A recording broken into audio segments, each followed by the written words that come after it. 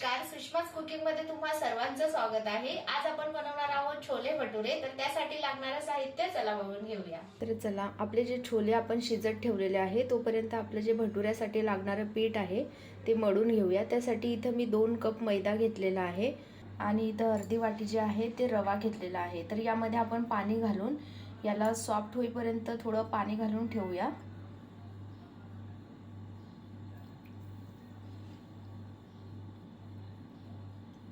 तर मैद्यामध्ये आपल्याला 2 स्पून साखर घालून घ्यायची आहे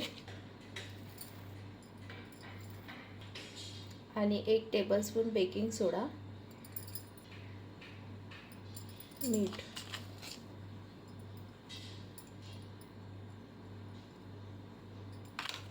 तर चला, आपण जे साईडला रवा जो आहे आपला तो पाण्यामध्ये भिजत ठेवलेला होता, तर तो आता ह्या पिठामध्ये घालून आपल्याला पीठ जे आहे ते मळून घ्यायचं आहे। पण जो रवा भिजत घातलेला त्यातलं पाणी आपल्याला सगळं सोक करून घ्यायचं आहे, जेणेकरून आपलं पीठ जे आहे ते सॉफ्ट होणार नाही।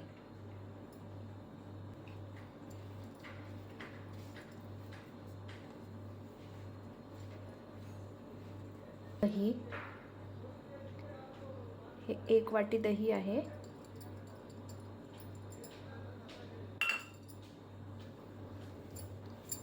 हे जे पीठ आहे याचा आपल्याला घट्ट गोळा मळून घ्यायचा आहे। तुम्ही बघू शकतात आपला जो डो आहे तो बघा ह्या पद्धतीने असा तयार झालेला आहे।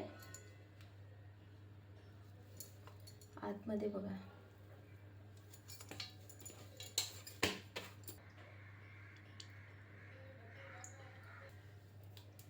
भांड्याला चांगलं तेल लावून घेतलेलं आहे।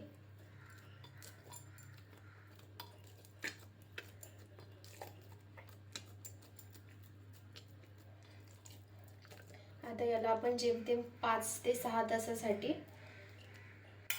झाकण लावून ठेवून देऊया। तर या ठिकाणी आपण 3 मीडियम साईजचे कांदे कट करून घेतलेले आहे, 2 टोमॅटो आणि कोथिंबीर कट करून घेतलेली आहे। तर पॅन मध्ये आपण तेल घालून घेऊया। तेल गरम झाल्यानंतर त्यामध्ये आपण तेजपत्ता घालून घेऊया। तेजपत्ता आपला जो आहे तो आता इथे फ्राय झालेला आहे, त्यामध्ये घालून घेऊया बारीक कट केलेला कांदा।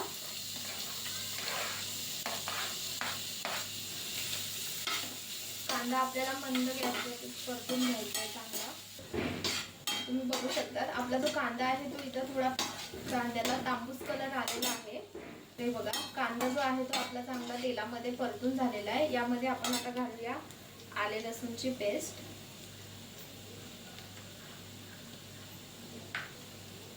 चांगलं मिक्स करून घेऊया। आपण बारीक चिरलेला टोमॅटो,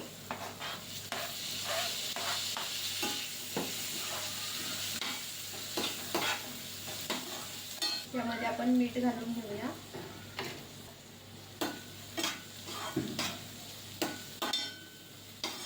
मीठ घातल्यानंतर याला आपण झाकण ठेवून 2 मिनिटं झाकून ठेवूया, म्हणजे जेणेकरून आपण जे मीठ घातले त्यामुळे आपलं जे टोमॅटो आहे ते सॉफ्ट होईल। झालेलं आहे।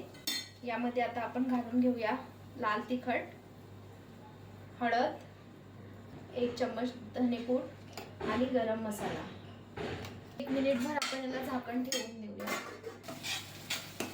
आपले जे मसाले आहेत ते फ्राय झाल्यानंतर त्यानंतर आपण यामध्ये घालणार आहोत 2 चम्मच छोले मसाला।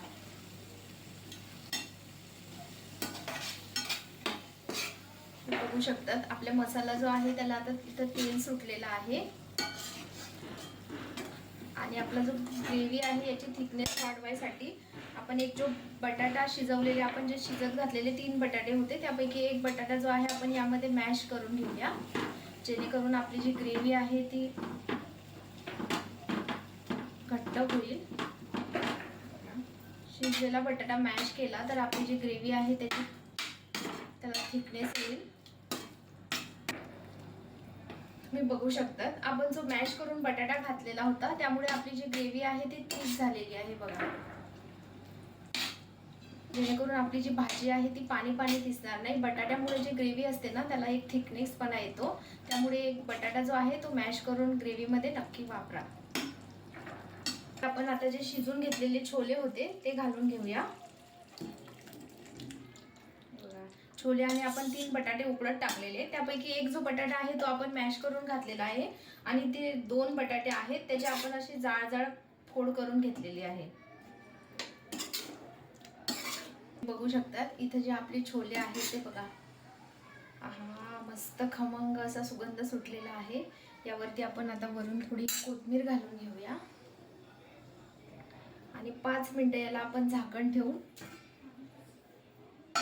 उकड काढून घेऊया. तर बघू शकता छोले जे आहेत ते आपले इथं बनवून तयार झालेले आहेत. आहा, छान असा कलर आलेला आहे.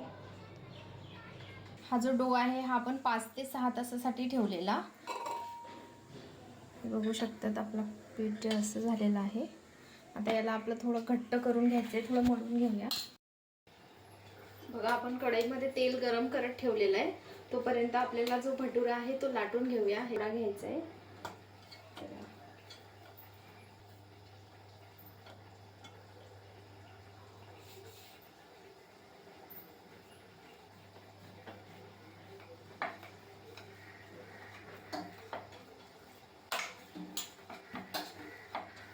तुम्हाला हवा त्या आकारामध्ये तुम्ही छोटा मोठा भटुरा जो आहे त्या आकाराचा तुम्ही बनवू शकता.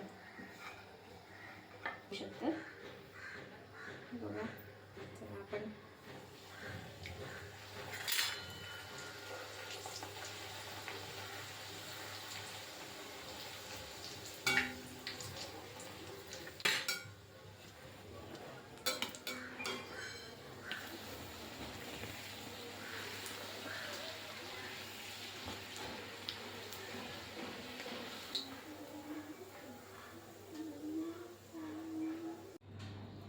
तर बघा इथे आपले छोले आणि भटुरे बनून तयार झालेले आहेत.